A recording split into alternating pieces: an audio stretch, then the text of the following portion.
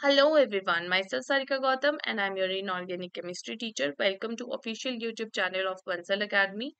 जैसे कि आप लोगों को पता है हम 75 मोस्ट प्रोबेबल कॉन्सेप्ट्स कर रहे हैं सीसा नेट केमिकल साइंस के लिए। आज का जो हमारा टॉपिक है वो है टर्म सिंबल्स। कोऑर्डिनेशन केमिस्ट्री का काफी इंपॉर्टेंट टॉपिक है ये। आज जो हम इस लेक्चर में देखने वाले हैं वो हम करेंगे term symbol for diatomic molecules और दूसरा हम देखेंगे कि जो इलेक्ट्रॉनिक ट्रांजिशंस होती हैं उसके लिए जो रूल्स होते हैं वो कौन कौन से रूल्स होते हैं। काफी फ्रीक्वेंटली इनके क्वेश्चंस देखे जाते हैं। बेसिकली 2 मार्क्स में भी आ जाता है इसका क्वेश्चन, 4 मार्क्स में भी आ सकता है। वैसे 2 मार्क्स में इसका जो हमारे पास रहता है क्वेश्चन वो देखा जाता है। ठीक है, तो आज हम सीखेंगे term symbol for diatomic molecule. ठीक है, अब देखो यहाँ पे मॉलिक्यूल के टर्म सिंबल की बात हो रही है, क्लियर है। तो अगर हम किसी एटम के लिए टर्म सिंबल निकालते हैं, फॉर एग्जांपल हम D2 के लिए टर्म सिंबल निकाल रहे हैं, ठीक है। तो D2 के लिए टर्म सिंबल अगर हम निकालते हैं तो कैसे लिखते हैं हम 2s+1, ऊपर स्पिन मल्टीप्लिसिटी लिखते हैं, यहाँ पे L वैल्यू लिखते हैं, नीचे J वैल्यू लिखते हैं। ठीक है, तो बेसिकली इस तरह से हम निकालते हैं क्या टर्म सिंबल किसी भी कॉन्फ़िगरेशन के लिए, अगर हमने बात करना हो किसी एटम की कॉन्फ़िगरेशन के लिए। यहाँ पे हो रही है हमारे पास मॉलिक्यूल की बात। तो हमें यहाँ पे मॉलिक्यूल की भी इलेक्ट्रॉनिक कॉन्फ़िगरेशन पता होनी चाहिए, जो कि हम कहाँ से लेते हैं, एमओटी से लेते हैं। ठीक है, मॉलिक्यूलर ऑर्बिटल डायग्राम। ठीक है, यहाँ से एमओटी से हम सीखते हैं कि किसी भी मॉलिक्यूल के अंदर, डायटोमिक मॉलिक्यूल होता है जो, तो उसके अंदर हम इलेक्ट्रॉन्स जो है वो किस तरह से उन ऑर्बिटल्स के अंदर प्रेजेंट होते हैं। ठीक है, तो ये आंसर हमारे पास आता है एमओटी से। ठीक है, तो अगर जैसे हम बात करें D2 सिस्टम की, तो D2 सिस्टम ऐसे होता है हमारे पास। ठीक है, यहाँ से अगर हम L की वैल्यू निकालें तो L की वैल्यू कितनी आती है, L की वैल्यू यहाँ से आती है 3। ठीक है, 2+1 3। ठीक है, तो L3 मतलब F। ठीक है, और बात करें S की वैल्यू की, तो यहाँ पे S की वैल्यू कितनी होगी, प्लस हाफ है स्पिन दोनों, यानी कि स्पिन होगी 1।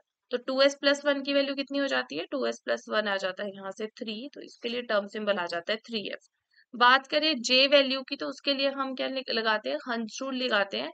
हंस रूल क्या बोलता है, अगर लेस देन हाफ फिल्ड हमारे पास कोई ऑर्बिटल है तो हमारे पास जो J वैल्यू होती है वो होती है L-S।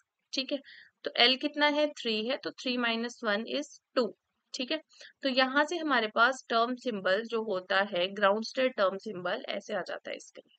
ठीक है, तो बेसिकली बोलने का मतलब है टर्म सिंबल हमने कैसे निकाला, हमें L और S की वैल्यू चाहिए थी और J की वैल्यू, वो हमने कहाँ से निकाला, उसकी इलेक्ट्रॉनिक कॉन्फ़िगरेशन देख के। ठीक है, वैसे ही अगर हम डायटोमिक मॉलिक्यूल की बात करते हैं तो हमें मॉलिक्यूल के अंदर किस तरह से इलेक्ट्रॉन अरेंज है वो पता होने चाहिए टर्म सिंबल निकालने के लिए। अब इलेक्ट्रॉन किसी भी मॉलिक्यूल के अंदर किस तरह से अरेंज होते हैं वो आंसर आता है हमारे पास एमओटी से। ठीक है, मॉलिक्यूलर ऑर्बिटल डायग्राम से।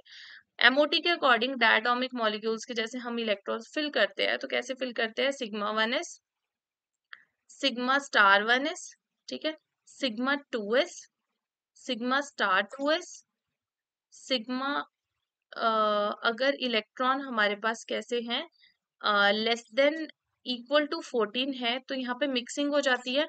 ठीक है, तो मिक्सिंग हो जाती है तो सिग्मा की एनर्जी क्या हो जाती है, ज्यादा हो जाती है सिग्मा 2p z की। ठीक है, तो यहाँ पे हमारे पास क्या आ जाता है, ये आ जाता है यहाँ पे पाई 2px equals to pi 2py। फिर आता है सिग्मा 2pz। ठीक है, फिर आता है पाई*2px इक्वल्स टू पाई*2py। ठीक है, फिर आता है लास्ट में सिग्मा*2pz। ठीक है, बात करें सिग्मा की, तो सिग्मा वाले जो मॉलिक्यूलर ऑर्बिटल्स होते हैं, ठीक है, देखो सिग्मा 1s कैसे बनता है, आई होप सबको पता ही होगा। दोनों के 1s, दोनों जो भी हमारे पास एटॉमिक ऑर्बिटल है उनका 1s हमारे पास ओवरलैप करेंगे और क्या बनाएंगे, सिग्मा 1s और सिग्मा*1s। इस तरह से हमारे पास सारे मॉलिक्यूलर ऑर्बिटल्स बने हैं। ठीक है, तो यहाँ पे अगर हम बात करें सिग्मा की, तो सिग्मा ऑर्बिटल कैसा होता है, जी रेड होता है, तो सिग्मा 1s को हम क्या लिख सकते हैं, सिग्मा जी भी लिख सकते हैं। ठीक है, सिग्मा स्टार जो होता है वो अनजीरेड होता है, तो इसको हम ऐसे भी लिख सकते हैं, क्योंकि ये फर्स्ट सिग्मा है तो हम 1 सिग्मा G 1 सिग्मा U। अब ये सेकेंड वाला सिग्मा है तो इसको हम क्या लिख सकते हैं, 2 sigma G and 2 sigma U। 2 क्यों लगा दिया, क्योंकि सेकंड वाला हमारे पास सिग्मा वाला मॉलिक्यूलर ऑर्बिटल है। अब ये पाई वाला फर्स्ट है तो हम इसको 1 लिख सकते हैं, ठीक है। अब देखो हमारे पास जो पाई मॉलिक्यूलर ऑर्बिटल होता है वो अनजीरेड होता है, तो हम इसको क्या लिख सकते हैं, pi u equals to pi u, 1 pi u equals to 1 pi u, ठीक है। तो फर्स्ट पाई ऑर्बिटल है इसलिए हमने 1 लिख लिया। उसके बाद यहाँ पे क्या आ जाएगा, सिग्मा को क्या लिखेंगे हम, सिग्मा जी, ठीक है। उसके बाद देखो नेक्स्ट क्या है हमारे पास, पाई स्टार है, इसको हम लिख देंगे पाई जी। पाई स्टार हमारे पास कैसा होता है, जी रेड होता है, पाई जी इक्वल्स टू पाई जी। और सिग्मा स्टार को हम क्या लिख देंगे, अगेन सिग्मा यू। तो इस तरह से हमारे पास इलेक्ट्रॉनिक कॉन्फ़िगरेशन होती है, ठीक है। बात करें अगर हम इलेक्ट्रॉन्स जब हमारे पास ग्रेटर देन 14 होते हैं उसके लिए हमारे पास ये मिक्सिंग नहीं होती, और जब मिक्सिंग नहीं होगी तो सिग्मा 2p जेड की एनर्जी सबसे कम होगी। अच्छा, जेड यहाँ पे सिग्मा बॉन्ड क्यों बना रहा है, क्योंकि हमारे पास बाय कन्वेंशन जो जेड एक्सिस होती है वो कैसी होती है, इंटर न्यूक्लियर एक्सिस होती है, इंटर न्यूक्लियर एक्सिस होती है हमारे पास जो जेड एक्सिस होती है, ठीक है। अगर एग्जाम में गिवन होगी तब तो आपने वही एक्सिस लेनी है, इंटर न्यूक्लियर एक्सिस। जैसे सपोज आपके पास गिवन है x axis inter nuclear axis है, तो सिग्मा बॉन्ड कौन बनाएगी, हमारे पास 2px ऑर्बिटल बनाएगी। तो ये आपने ध्यान रखना है, अगर कुछ नहीं दिया है तो आपके पास जो जेड एक्सिस होगी वही इंटर न्यूक्लियर एक्सिस होगी।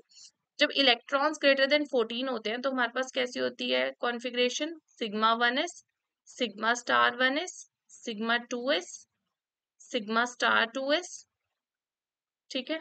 फिर क्या आ जाएगी हमारे पास, सिग्मा 2p z, फिर आ जाएगी पाई 2px equals to pi 2py, ठीक है। और फिर हमारे पास आ जाती है pi star 2px equals to pi star 2py and sigma star 2pz, ठीक है। अब देखो इसी को हम कैसे लिख सकते हैं, जी रेड की फॉर्म में, ठीक है। सिग्मा को हमने लिख दिया सिग्मा जी, फिर हमने लिख दिया sigma U, sigma G, sigma U, ठीक है। अगेन ये कैसे, इंक्रीजिंग ऑर्डर ऑफ एनर्जी में है, ऐसे है ना, क्योंकि सिग्मा स्टार की एनर्जी सिग्मा 1s से ज्यादा होती है, मतलब इस तरह से हमारे पास ऐसे एनर्जीज होगी, sigma G, sigma G, sigma U, फिर यहाँ पे हमारे पास क्या आ गया, सिग्मा फिर से जी, ठीक है। फिर नेक्स्ट क्या आ गया, pi u equals to pi u, ठीक है। फिर आ गया पाई जी इक्वल्स टू पाई जी, ठीक है। इस तरह से लास्ट में हमारे पास आ गया सिग्मा यू, ठीक है। अब हमने इलेक्ट्रॉन्स इनमें फिल करने होते हैं, जैसे कि यहाँ पे ना D2 सिस्टम में हम ऐसे इलेक्ट्रॉन्स डाल रहे हैं, वैसे ही हम मॉलिक्यूल, अगर हम बात करते हैं मॉलिक्यूल्स की तो हम इस तरह से ऑर्बिटल्स को फिल करते हैं, ठीक है। अब देखो अगर हम बात करते हैं टर्म सिंबल की, तो टर्म सिंबल जब हम किसी डायटोमिक मॉलिक्यूल के लिए अगर हम निकालते हैं तो उसके लिए हमारे पास क्या रहता है, term symbol 2s+1 L value, और नीचे हम लिखते हैं जी या फिर यू कि वो जी रेड है फिर या अनजी रेड है, और ऊपर लिखते हैं हम प्लस या माइनस। इसी चीज को हम और कैसे लिख सकते हैं, 2s+1 एल की वैल्यू आपके पास ऐसे भी दी हो सकती है गामा जैसे फॉर्म में, जी यू, मतलब एल को हम ऐसे भी लिख सकते हैं इसमें प्लस माइनस। सबसे पहले हम निकालना सीखेंगे सबसे पहले डिटर्मिनेशन ऑफ ये इसकी वैल्यू, एल की वैल्यू या फिर एल वैल्यू, ठीक है। इसकी हम डिटर्मिनेशन करेंगे तो इसके लिए आपने ध्यान रखना है, अगर हमारे पास क्या है, इलेक्ट्रॉन्स किस में आते हैं, लास्ट इलेक्ट्रॉन्स किस में आएंगे, सिग्मा में आएंगे, तो हमेशा हमारे पास जो एल वैल्यू होगी वो 0 होगी, ठीक है। तो लिख लो फॉर ऑल सिग्मा ऑर्बिटल्स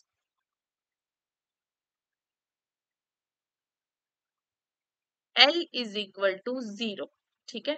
कि जितनी भी हमारे पास सिग्मा ऑर्बिटल्स होगी उनके लिए जो L वैल्यू होती है वो 0 ही आएगी, ठीक है। उसके बाद नेक्स्ट है, अगर हमारे पास L वैल्यू आती है किसी की 1, ठीक है, तो आपको पता है कि जो ml की वैल्यू होगी वो क्या होगी, +1 0 एंड -1, ठीक है। अब देखो अगर सपोज हमारे पास क्या है, ml है +1 है, एक हमने ले लिया 0 है, और एक क्या है हमारे पास -1 है।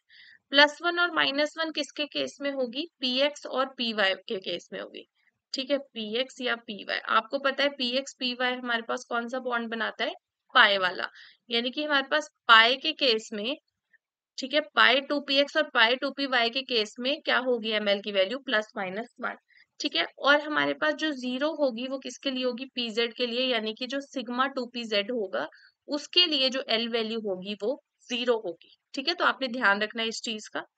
इसके बाद देखो क्या है यहाँ पे, हमने एल वैल्यू तो सीख लेंगे निकालना डायरेक्टली, जैसे निकालते हैं हम सिंपल।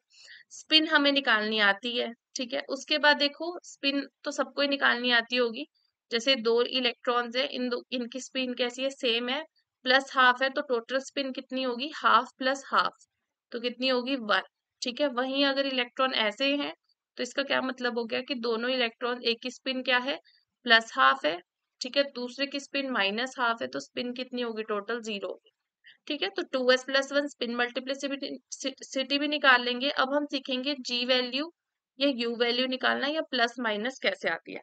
तो नेक्स्ट आप नोट करो, डिटर्मिनेशन ऑफ डिटर्मिनेशन ऑफ